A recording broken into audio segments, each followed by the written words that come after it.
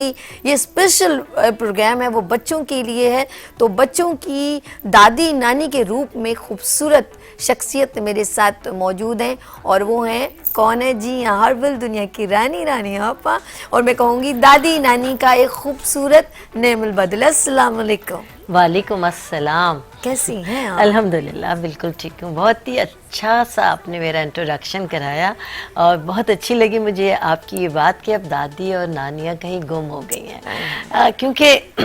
موجودہ زمانے میں ایسا ہے کہ وقت شاید اپنی جگہ ٹھہر گیا ہے، اور نانیاں اور دادیاں ایک ہی جگہ اسٹل ہیں،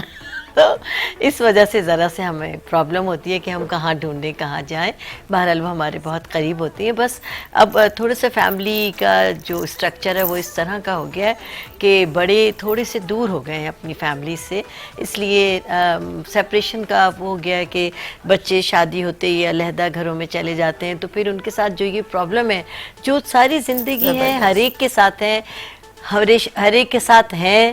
رہیں گی اور ہوتی رہیں گی، تو اس کے لیے پھر یہ ساری پرابلم جو لڑکے اور لڑکیاں ہوتی ہیں ان کو علیحدہ جھیلنی ہوتی ہیں، اور ان کے لیے بہت ہی کٹھن ایک مرحلہ ہو جاتا ہے۔ لیکن جب جوائنٹ فیملی میں ہوتے ہیں تو آپ کو یہ مسائل نہیں ہوتے، یہ سارا آپ کا جو بچے کا سینیریو ہے، اس میں نانی اور دادی، اپنے گھر کے بڑے چچی تائیاں پھوپھیاں ساتھ ہوتی ہیں، تو وہ سارا وقت کہاں گزر گیا کسی کو پتہ ہی نہیں ہوتا۔ اچھا، جیسے رانیہ آپا کی بات کر رہی ہوں تو کیونکہ ہوم ریمیڈیز کی بھی بات ہوگی، P T C L number ذرا پلیز ذرا مینشن کرتے رہے گا، تاکہ جو خواتین جن کے بچے چھوٹے ہیں،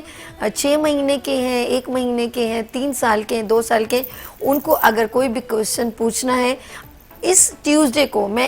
کم از کم نیو بورن بیبی سے لے کے 3 سے 3.5 سال کے بچوں کی بات کروں گی، اور نیکسٹ ٹیوزڈے انشاءاللہ 3 سال سے ہم 7 سال کے بچوں کی یا 10 سال کے بچوں کی بات کریں گے۔ ہمارے ساتھ ایک بڑی پرابلم یہ کہ ہم اینٹی بائیوٹک بچوں کو جب ڈالتے ہیں تو ان کی گرومنگ جو ہوتی ہے، گروتھ ہوتی ہے، وہ رکنے کا ڈر ہوتا ہے۔ آف کورس ہم سمجھتے ہیں کہ اس بچے کو اگر الرجی ہے چھوٹے بچے کو، تو ہم اس کو سلانے کے لیے ایک تھوڑی سی وہ